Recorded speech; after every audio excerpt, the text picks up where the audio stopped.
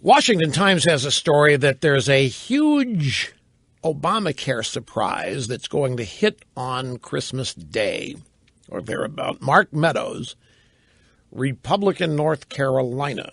If you like your health care plan, the Centers for Medicare and Medicaid Services has a Christmas surprise for you. When will this new president arrive? December 25th. In an ongoing effort to keep Obamacare numbers elevated, the Centers for Medicare and Medicaid Services has embarked on the next step of its government takeover of health care. It seems that the Centers for Medicaid Services taking a page from Jonathan Gruber's book.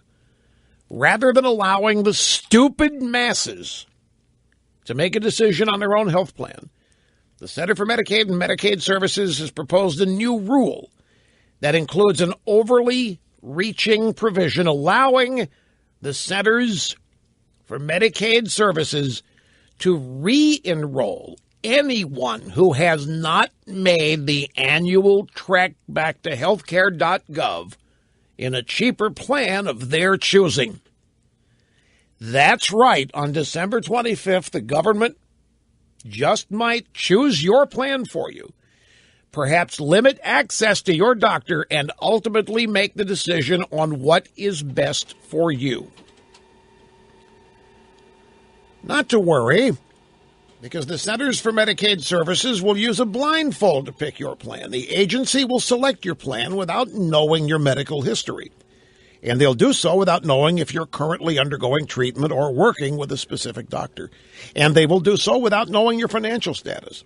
Despite the fact that the millions of people who had already enrolled chose the plan that they believe was best for them, you could still have your plan taken out from under you and switch, is what this is about.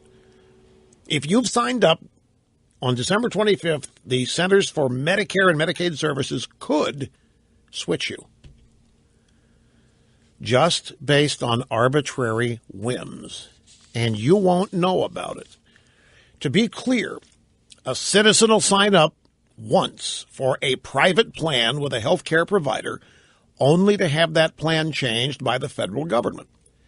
Moreover, Centers for Medicare and Medicaid Services will change your plan after the open enrollment period ends, leaving you and your family stuck with a potentially unwanted plan for the year. Now, the author of the piece here, Mark Meadows, says, I sent a letter to the Centers for Medicaid Services demanding that they immediately strip this provision from the pending rule and abandon any future attempt to single-handedly choose Americans' health care plans. Because if not, it says here, the Republican House and Senate stand ready to take the action necessary to ensure that the Center for Medicare and Medicaid Services does not further erode customer choice in health care. Well, we will see. Now, there's a related story here, folks. This will comfort you from thehill.com. Republicans' eye obscure budget tool to repeal Obamacare. No, they're not really going to repeal it. No, don't get your hopes up. What they're going to do is send a message. Republicans on and off Capitol Hill are rallying behind using a rarely deployed budget tool next year to dismantle Obamacare. But the issue of how to use budget reconciliation, that's the tool. The issue of how to use budget reconciliation has divided Republicans, some calling for it to be implemented to overhaul the tax code or to push through major energy reforms. Now, budget reconciliation is useful because it could allow newly empowered Senate Republicans to pass legislation with a 51-vote simple majority instead of the usual 60 votes, which, of course, would greatly increase the chance of moving legislation to Obama's desk. Now, while Obama is certain to veto anything that tries to roll back Obamacare, Republicans increasingly see budget reconciliation as an important messaging tool to help paint a contrast with Democrats on Obamacare ahead of 2016.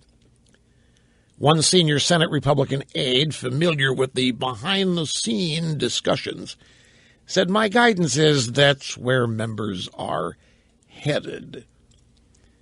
What he means is not actually doing anything, but talking about it to send a message. In other words, Republicans aren't really going to repeal. They're just going to pretend. They're going to act like it because this is how we would do it. And the reason is to show you they oppose it while not stopping it.